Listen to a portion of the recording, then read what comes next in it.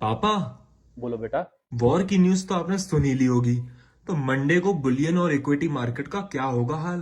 बेटे, कल रात से मिडिल ईस्ट में गोलों और सायरनों की आवाज बुरी तरह से गूंज रही है। इसराइल ने ईरान पर एयर स्ट्राइक कर दी है। तेहरान के हसन आबाद स्क्वायर के पास धुएं का गुब्बार उठता दिखाई दिया है। डाउनटाउन भी धमाकों से गूंज रहा है। तस्वीरें आई हैं जहां आग, धुआं और अफरा तफरी हर तरफ फैली हुई है। कुछ ही मिनटों में हालात बदल गए हैं। बेटे, इसराइल के रक्षा मंत्री ने पूरे देश में विशेष आपातकाल की घोषणा कर दी है। उड़ानें रद्द हो गई हैं। स्कूल, कॉलेज, सार्वजनिक समारोह बंद हो गए हैं। सड़कों पर सायरन बजते रहे क्योंकि आशंका है कि जवाबी कार्रवाई में रॉकेट दागे जा सकते हैं। उधर खबर आई है कि ईरान के कुछ टॉप कमांडर्स मारे गए हैं। ईरान के इंटेलिजेंस मंत्रालय ने संकेत दिया है जवाबी कार्रवाई कुछ ही घंटों में हो सकती है। हालात इतने गंभीर बताए जा रहे हैं कि ईरान के supreme leader Ayatollah Ali Khamenei को तेहरान से सुरक्षित स्थान पर शिफ्ट कर दिया गया है। कौम, इस्फान और खौरमाबाद जैसे शहरों के नाम हमले की सूची में सामने आ रहे हैं। इसी बीच अमेरिका के राष्ट्रपति डोनाल्ड ट्रंप का बयान आया, हमारा मकसद अमेरिकियों की रक्षा करना है। खबरें यह भी कह रही हैं कि अमेरिका ने इजराइल के साथ मिलकर ज्वाइंट स्ट्राइक शुरू कर दी है। सीरिया के एयरबेस से भी हमलों की बात सामने आ रही है। तनाव सिर्फ जमीन पर नहीं, बाजार में भी दिख रहा है। बेटे, हमले की खबर ने 15 मिनट के भीतर ही लगभग $100 मिलियन के क्रिप्टो लॉन्ग पोजीशंस लिक्विडेट हो गए हैं। यानी जंग की आहट का असर सीधे ग्लोबल फाइनेंशियल मार्केट पर। हालात अगर काबू से बाहर गए